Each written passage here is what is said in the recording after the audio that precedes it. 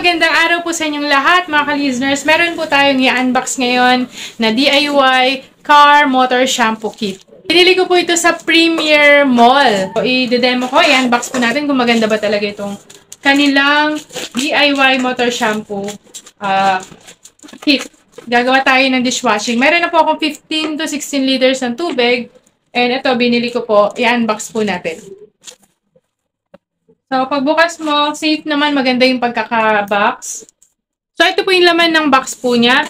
Pagdating sa loob, nakapackage pa po yan ng maayos para kahit pa paano, hindi siya ma-damage. So, open ko yung pinakalaman niya, guys, no? So, ito po yung bubble gum scent. Meron po itong S-less. Meron din po itong super bubble booster. Sunod ay CS premix pouch. Last po ay thickener, pang 5.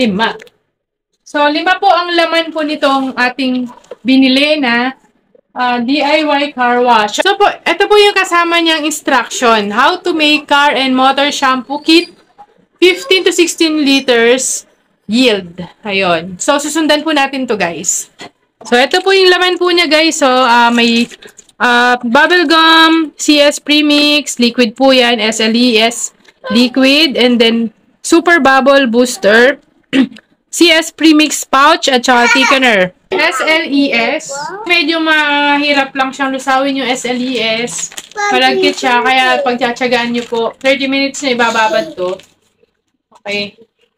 May mabula na rin siya. Ilalagay na po natin itong super bubble booster, guys. Okay. Stay ko po ito ng 30 minutes. So, binalikan ko siya. So, mararamdaman ko may mga pailan-ilan pa po siyang mga solid. So, kailangan haluin ko muna ulit. So, disclaimer lang, kailangan daw po pala is dahan-dahan lang po. Yung paglalagay po ng mga ingredients or mga mixture, yung mga nilalagay, dapat dahan-dahan pala.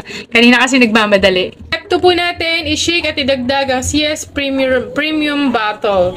Okay po, may mga laman. Dito na po yung pinaka-scent niya, yung kulay niya, combing agent, moisturizer, EDTA. Sobrang bango, bubble gum po. Okay guys, ilalagay na po natin tong ating CS Premix bubble gum. Okay, tutok na. Dito. Okay, dahan-dahan lang daw yung paglalagay eh. Nakalagay pala dito, dahan-dahan eh. Kita yung Tapos, lagyan natin unti-unti. Sorry guys, ang daming hugasan ni Jonas. Hindi ko hugasin yun. Ganito pala. Then, lagyan natin lahat.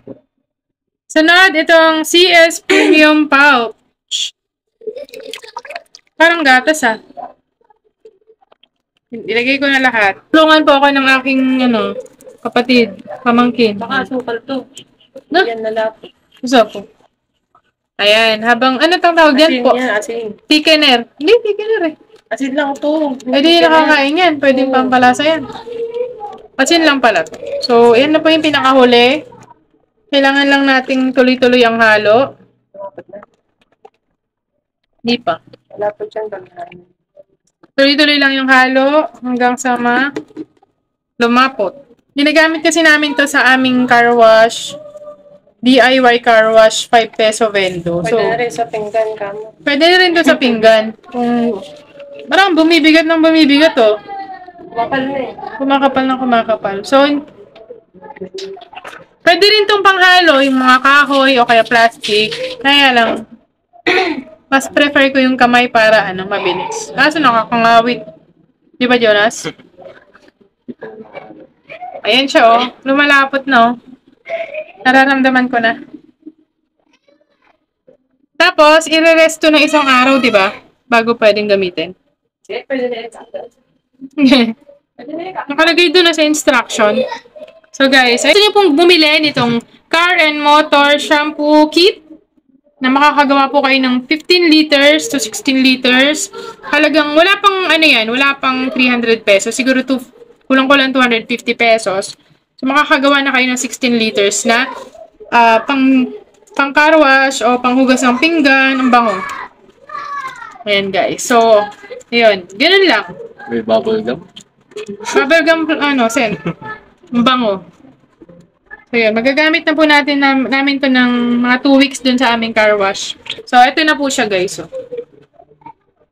Okay. Stop.